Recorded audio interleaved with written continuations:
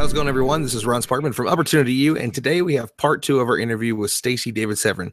In today's interview, we're going to talk about Stacey's blog and interviews on fancyflautist.blogspot.com, her thoughts as a musician on STEM education and its evolution into STEAM education, and her work with Neil deGrasse Tyson on StarTalk. So check it out, guys, and make sure to subscribe to our channel for new interviews coming out every single weekend. Giving a plug for NASA. Yeah, and we love NASA. I've got one of the guys that works for me doing some stuff and works for the Opportunity U group.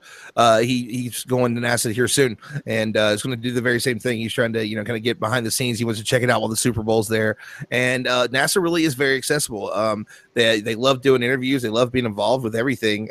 They really kind of want to get it out. It's a public thing, so they want to be involved with the public, and that's something a whole lot of people don't really know about. And it's NASA's a pretty open source. If you want to learn some cool things, they're right there. And it's really I think the majority of these museums out there. You talked about the fact that it is it's an interactive experience, and one of the things that I've learned being at the Space Foundation is that's very much what we are. Whereas in a classroom setting, you really have to sit down and you have to be quiet. There, it's ask us as many questions as you want to. I'll stand here all day and talk to you if you want to talk about it. And the way that we do education is more hands-on. It's just a different thing, and it gets to show kids the more fun part of it. Teachers can sometimes be forced into those curriculums and forced into the standardized testing and make sure their score testings are up. So when they get to something like that, they get to really kind of go be free with it. They get to play with rovers, and they get to test all these different things out, and that's a really, really cool thing. Yeah.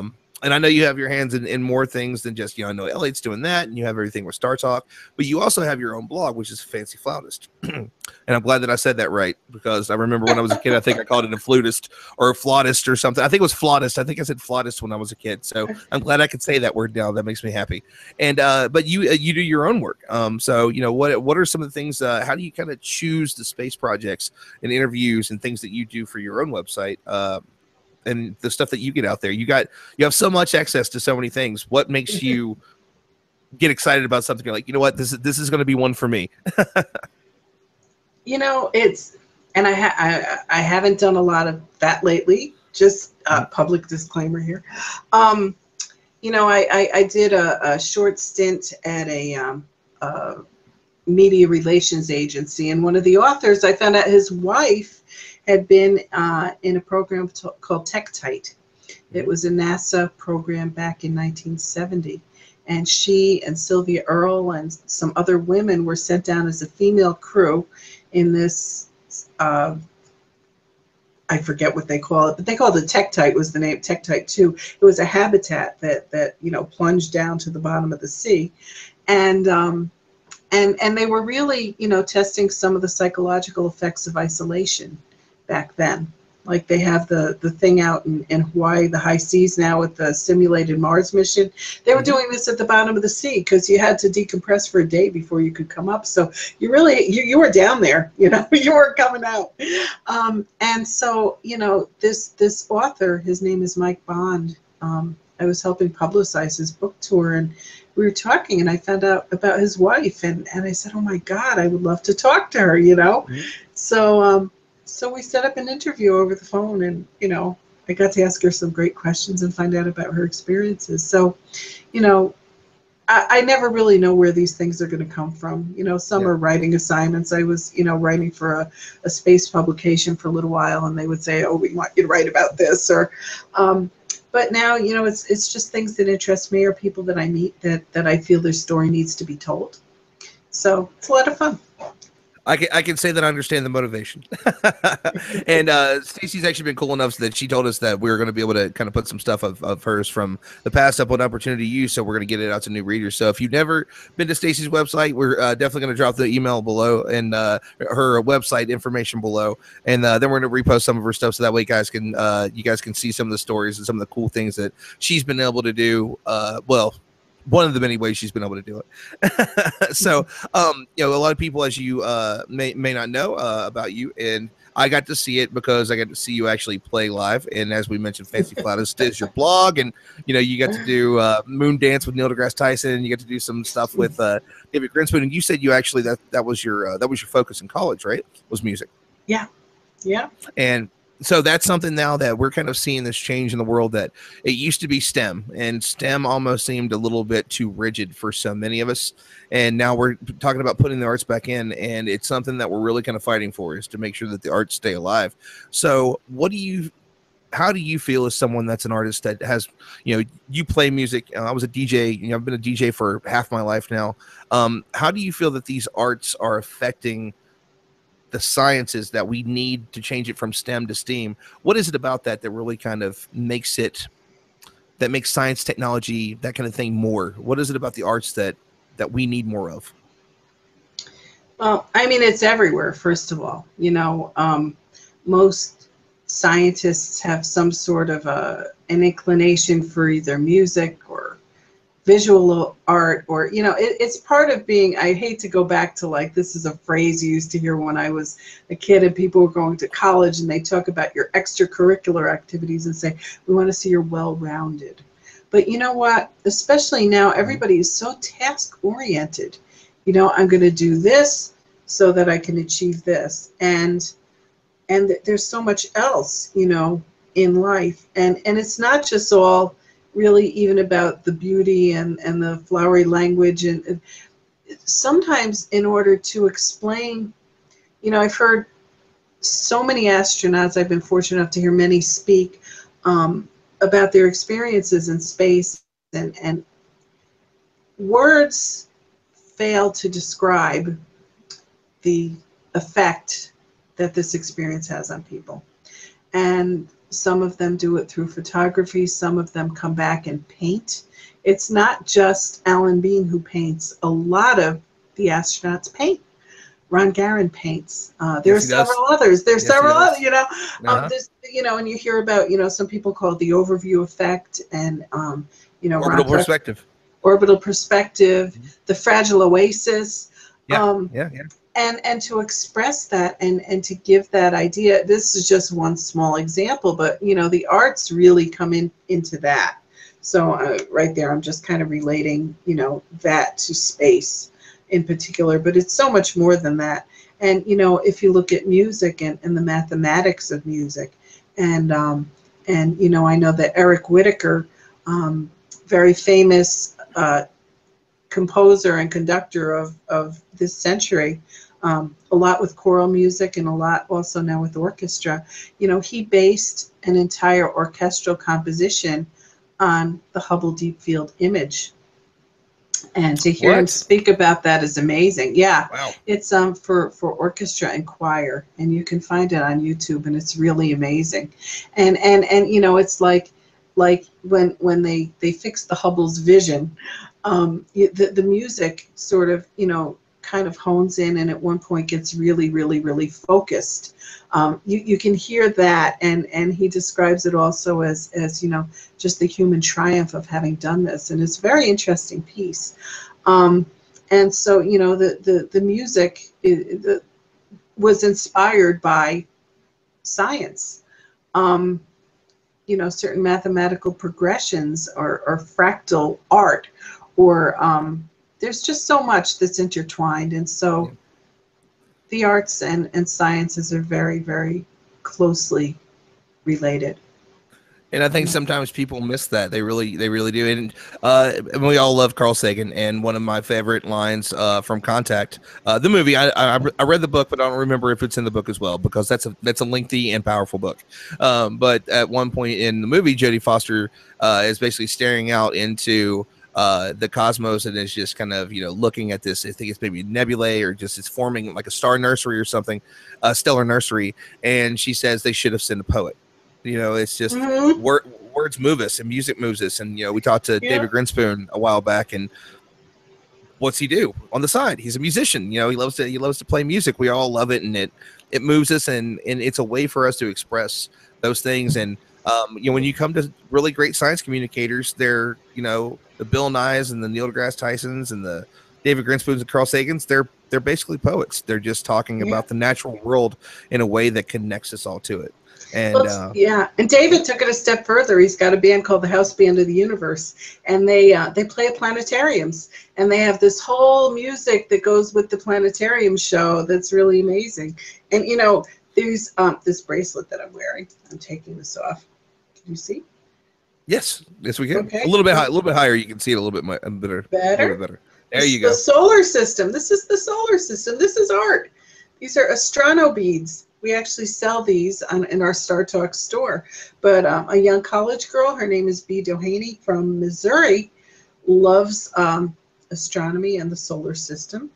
And she came up with this design. And it's taken the world by storm. You know, it's art. There's even an asteroid belt in here.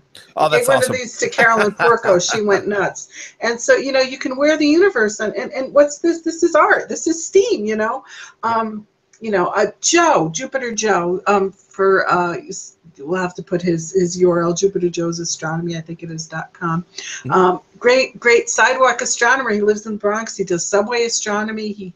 He builds these Mars rovers for education for kids. You know, that's all art. He makes cakes that look like planets. I mean, amazing stuff. So, and we've been fortunate enough to, through StarTalk, something called the Cosmic Community, which was a little pet project of mine, is sort of a network of mostly astronomy clubs, but other STEM organizations throughout the U.S. and the world. We even have the Duke Lemur Club in our network because, you know, it's science related, really cool stuff. Yeah, makes sense. Yeah. So, because I'm in the tri-state area, we've done some public astronomy nights in conjunction with the Intrepid Museum. And Joe's been there, and, you know, the amateur astronomers of New York, and then we have people from New Jersey and people from Connecticut and New York, and everybody comes with their telescopes, and they have these wonderful public astronomy nights that are free to the public, and, you know, kids come and their parents come and people look through the telescopes. Even in the city, you can see planets, you can see the moon, you can see a lot of good stuff, and they learn a lot. They get excited. So you know, it's all about the outreach. And that's really what it's all about, is that connecting of people. And I mean, that's really that's kind of what you do. You know, as we mentioned a little bit earlier, you know, one of your main, if not the main, space project that you do is StarTalk, and you are the community manager for StarTalk. And we met when I first pledged with Patreon, and you and I started talking back and forth, and since then, like, I've just really met some amazing people because of that, and we'll talk about all those cool people. One of them, Jupiter Joe. You know, so, but that's really kind of your big thing with them, and you're amazing at what you do. And so you mentioned a little bit earlier a bit about how you got involved with them, but how did it transition into being a community manager? Like, here's some pictures, I'm helping out, I'm volunteering, and now you're really kind of our voice in between to kind of help connect us, and you ground something that can sometimes seem a little bit, I don't know, overwhelming. You know, it's just, you know, I'm, you know, I was really kind of, you know, as most people know, if you've ever been on the site or you've ever listened to an interview, Neil deGrasse Tyson changed my life, and I'm freaking out about it. I'm like, Stacey, I need some help here. Just calm me down. But that's really what you are. You're our connection to it. So how did you become the community manager? You know, how did that start out? And, you know, kind of what do you look at that as you know, as your job now? Wow. So, yeah, it started. I know it's like 4 questions. Sorry. That's okay. No, you know, it started as pictures, and over time, you know, it was other facets of things of StarTalk, and some things that I just decided I wanted to do, and they let me run with it. And then, you know, when we started the Patreon thing, they said, you know, we'd love you to manage this, and you know, one of the things that you know, it just comes with my personality is I bring people together, and I bring people and ideas together, and now I do real estate full time for those, you know, who care, but I do the same thing. You know, it's all networking. It's so much of this is networking. And I went through a period just a few years ago where I was laid off. I had been in telecommunications for 26 years, sales and marketing, and all of a sudden nothing, you know. And there was a lot of networking, a lot of trying to meet people. That's when I met the people at the Explorers Club. Before that time was when the photo with Neil happened, but then I did more and more, you know, with StarTalk. And so, you know, I just sort of on my own started adding to what I was doing. And, you know, they would sometimes ask me if I could help with other things, and put it all together, and it just became a thing. But I think that you know, the wonderful folks from the show, you know, saw that one of my strengths is this bringing people together thing. And It there's no certainly big is. thank you. Well, there's no bigger joy to me than going to these shows and meeting people that I've been talking to online, you know, Yeah. and getting them to meet each other. And now Yep. I love, you know, it's like I'm sitting back watching my children, and I see you all becoming friends and you know, doing things together and meeting at the shows and going out afterwards. And, you know, it's a beautiful thing. We really, truly do have a community. And even online, the people I've never met, you know, there's certain people who comment all the time on our Facebook posts, and we have dialogue back and forth and this and that. And they feel they know me. There are a lot of, you know, messages on Facebook behind the scenes that are not public. And, you know, I develop relationships with people there, Mhm. and sometimes connect them with other people. And it's a lot of fun. And I think that's something that most people may not really be aware of, is that you hear it and you think of, oh, it's a podcast, you know, it's a TV show. And it's just, you know, when you've got faces that, if they don't know them, they don't realize how accessible and easy to talk to that Neil and Bill and all these guys are. But behind it, they don't really realize how much of a community it is. And it really is, especially, you know, if you're involved with the Patreon group, that's kind of where I really started kind of meeting people to begin with. And you can still get it. You still certainly get it on Twitter and Facebook, but the Patreon group, especially, and really meeting them in person and seeing what.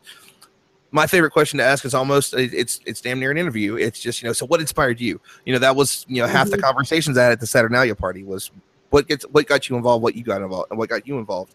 And there's quite a few of us that, you know, have become friends because of you, Jupiter Joe, you know, as he and I are actually going to talk Sunday because the new project I'm involved in, that might have something that he can be involved in, you know, that he's working on.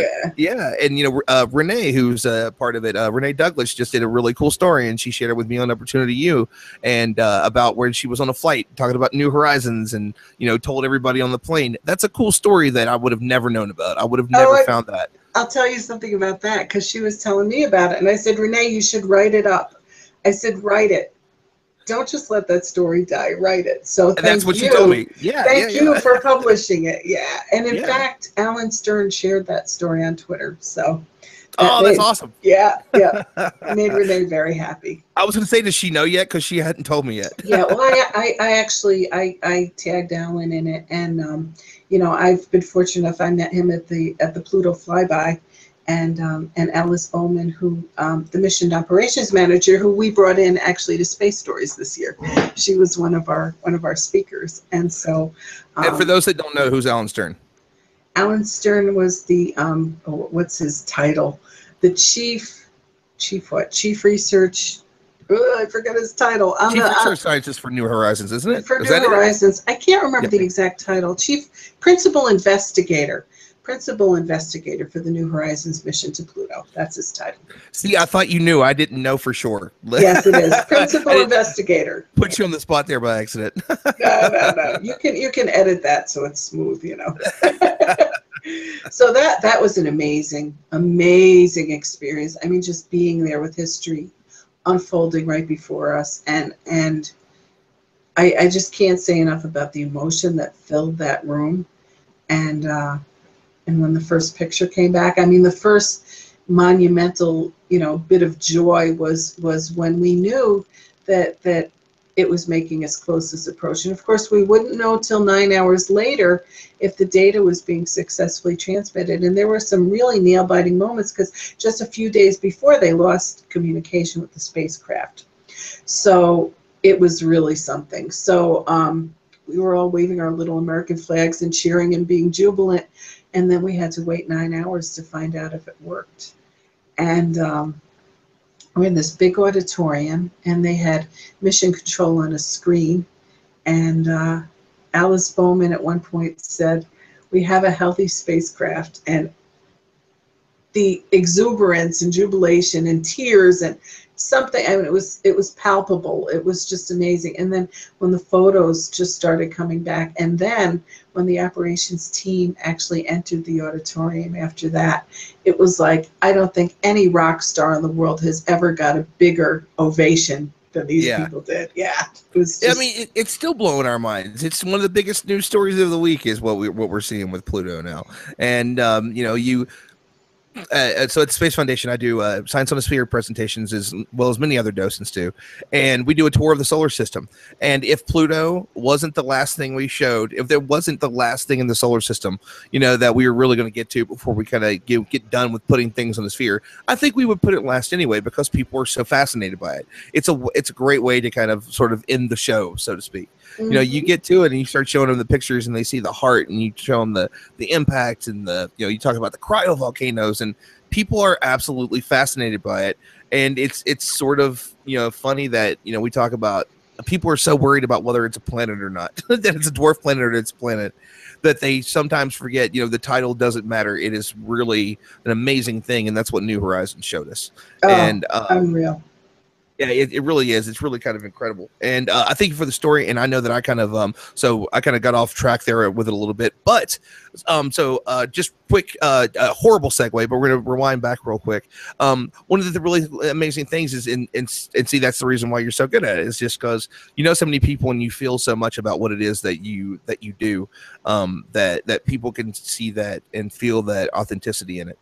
And, so you really connect a lot of us, and there's many of us. I'm pretty sure that I started it. I think I did. But we kind of, the group kind of refers to you as mom. You're really kind of the mom between, Jupiter Joe, you mentioned earlier. And then we got Sergio that runs E=MC Clothing. He's if you love smart ass t-shirts that are refer to science, you got to check out Sergio's stuff. But you're really kind of that connective tissue between all of us. And so what is really your favorite part about being the community manager? And I know you love sharing the stories, but what's it feel like whenever you kind of walk in a room and you see everybody kind of sitting around, and really that they're just as connected because of you as they are of any of the hosts? Oh, it's great. I mean, it's family, one of the things that I do, I'm sorry, my eye, cut that out. No worries. Cut that out. Edit that. Okay. So, I spend a great deal of time, actually, and nobody would ever probably think about this, but, we put up a lot of posts every day on Facebook. And one of the things I do is I find things that I believe are going to be interesting and engaging to our community, and I post them, and I get them scheduled and get them up there. So it's always important for me to be sure that we're really, really engaging. And one of the things people like is I put up a funny post every Friday, the Friday Funny. I didn't do it today because it was the anniversary of Apollo 1. I didn't feel right about it. But before we actually had, this position of the community manager, and before we had the meet and greets and things like that, I'd be messaging with various fans, listeners, and if I knew they were coming to the show, I'd say, be sure to come by and say hi. And I would tell them sort of where I would be, and these people would just come up and we would hug. It was great. We just felt like we knew each other, and now it's just so magnified because, there's this little community of constant people. And then there's still many of those people that I haven't known before, but just to bring everybody together and watch you and watch your friendships blossom really makes me feel good. And we certainly love it. It's always cool to see, everybody. And, so the first time it was the first event that we had, that was like the All-Stars event, which was kind of a big one, where everybody kind of showed up and everybody kind of sat nervously. That was not the case 9 months later when we all showed up for the Saturnalia party, and everybody sees all the familiar faces and we're hugging each other. What's going on? What are you doing? And it's got that family feel, and it's only going to grow. And it's something that Neil even talked about, that 10 years down the road when we're doing these and there's, thousands of people standing in the room, and we probably will all know each other. As it grows, it's going to be just this big community, and it's only getting bigger. It's going to be, I don't want to necessarily call it a movement, but it's an evolution of just science communication becoming a science community and really expanding out. But it really is. It's an amazing thing. So, do you really have like a favorite memory, as a community manager, like that first time where it clicked, you're like, this is what I'm doing here, is something special? Was there that first memory that really kind of stands out in your mind? Well, I mean, the first event we really did with bringing a lot of people together from our community was that party at the studio last year. It was the Leap into Launch party, the StarTalk All-Stars launch. And just seeing everybody together was exciting, because like you said, people arrived and they really were a little bit nervous, didn't know what to expect. There's also the wow factor because, you know, you're in the room with, you know, some of your idols from the science world, not just Neil and Bill, but, you know, David and Jana and, you know, all of our different hosts. Carter Emmert was there. You know, Chuck was there. You know, a million people that you from afar you admire, and some of the greatest minds of the world all in this room. So it's a little intimidating just thinking about it. But then you realize, hey, you know, we're all just like having a drink together and having a laugh, and it's really great. And so, you know, I sort of watched everybody kind of loosen up and start to get to know each other and that kind of thing. That was really memorable for me. That was just a lot of fun. And to see that by the end of the night, so many people were friends, that it made its mark on me. And I will actually say that it's funny enough that is the great one for you. It was for me as well. It was so you know, not to be a little too somber, but I mean, it was really a celebration for me. But that was a year to the day that my mom had passed away, and there wasn't really a way that I could say that I would more celebrate it than I got to meet the guy that changed my life and got me into this stuff, and not just that, but the other people like Bill Nye, who, you know, whenever I sit and I hate algebra, I think about his talk about, you know. Everybody's having a hard time with algebra. Like, I had a hard time with algebra. You had a hard time with algebra. You just got to practice, you know, and that's what I've been doing all day. I've been doing 4 hours of algebra because I want to get to calculus and I want to know how the stars move, you know? So, but it really was cool. By the end of the night, there was just so much going on, and there was such a thrill in the air that the nervousness went away for everybody pretty quickly. Absolutely. It really did, you know, and part of that was you know, it's just, you were hugging everybody as they were coming in, and, you know, it made you feel welcome. Again, a reason why Mom is so fitting. Thank you. So yeah, we love it for it. And you know, so but it you really do. I mean, there's just this long list of things you got going on. So you're always up to something. So is there any new projects that you have coming up in the space and science world that you kind of want to tell some people about? Is there anything new and exciting? I know that there's probably maybe too much to even talk about.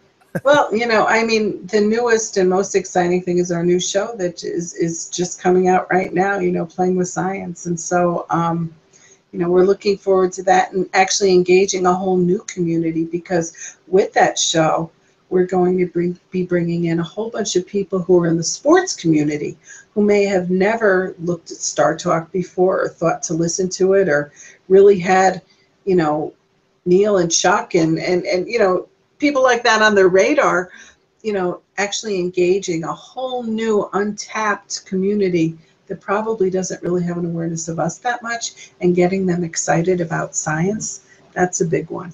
That's a big one. I will tell you right now, it is through the last year and a half to, well, actually, it's been a little over 2 years now with Opportunity U. I can't tell you how many people have asked me about that. Just, what about, you know, the science of sports and this and that? And then there was one not too long ago. I think actually late last year, Neil was on a football like after show or something, and he was talking about it, and he was kind of doing that, and my friends tagged me in it and said, see, I told you, you know. So for Alon, you know, I'm gonna have to tag Alon in this. Alon Fong, my buddy, he was just, you really should do this, and now they're doing it. And it's funny enough that I love the way that spins back around, because Chandler, his son, wants to be a physicist. He's I think he just turned 14 or 15 years old. And he actually went to see Neil, and he wrote a piece on it, and then I published it on Opportunity U, and then that was the week that I met Neil, and Neil did like a little shout out to him, and I still have the pictures of the text where he lost his mind that Neil had said hello to him and can you continue to, you told him to go out there and continue to do it. And he's just like, oh, that was amazing. I love that roundabout, the way that the community gets to go. Well, I think so cool. I think there's a real place for this show. I had the honor and the pleasure of interviewing Buzz Aldrin during March Madness. Yeah. To ask him about, you know, his picks for the you know, the people who are going to be going on, and you know, during that time, you know, we talked about what it would take, you know, how the basketball would act differently, for example, you know, on the moon and stuff like that. And there's so much physics and math and things like this. We did a StarTalk live a couple of years ago at the Apollo Theater. Amazing venue it was, and talk about having a sense of history. You know, it's the Apollo. But you know, it's like when you walk into the Explorers Club on the this is the Explorers Club of entertainment. You know, absolutely amazing. And so we had Senator Cory Booker there, who used to play football. And at one point during the show, he and Neil were tossing a ball back and forth on stage. And Issa Ramirez, who does, I'm just trying to think of the name of her podcast, and it's escaping me right now. But she had recently written something about the science of football. And it was very engaging, and people loved it. And I think there's a real place for this show. So excited about that. That's awesome. And it's out there. We're going to drop all that info. And that, speaking of which, so tell us a little bit about where people can find you. Obviously you work with StarTalk and Explorers Club, so this might take a minute, but so where can people find you? And of course, everybody, we're going to drop all that info below. We'll give you all the links, and even to Elliot's website as well, who does amazing work. So where can people find you on the internet? Where can you find me on the internet? Social media. If you go to the StarTalk Facebook page, I'm the woman behind the curtain. So if you sent a message on, the private message, that'll go to me. You can find my son, Elliot, our StarTalk photographer, who took that picture of Neil with his head on Bill's shoulder, by the way. The one you see everywhere. That's such a great picture. He's at severnphotography.com. On Twitter, I'm Fancy Flautist. That name was thought of by Elliot's girlfriend. FANCIFLAUTIST. So that's pretty much where you can find me. Awesome. Well, Stacey, this has been a great conversation, and normally interviews go about half an hour. I think we're at like the 45-minute mark now, which is great because there was so many cool things to talk about. So we really appreciate you coming on today. And guys, obviously, go on to StarTalk, check it out. If you're not listening to it, if you're listening to this and you're not listening to StarTalk, then I don't know what you're doing with your life. So you certainly should, and join the Patreon group. Come to one of the backstage shows with us. Come to one of the Christmas parties. It is absolutely some of the best experiences of my life, and I've done some things, and I've been some places and seen some things, so definitely check that out, guys. And Stacey, we'll see you at the next event, and guys, everybody, thanks for listening, and we will see you on the next show. Sounds great. Keep looking up.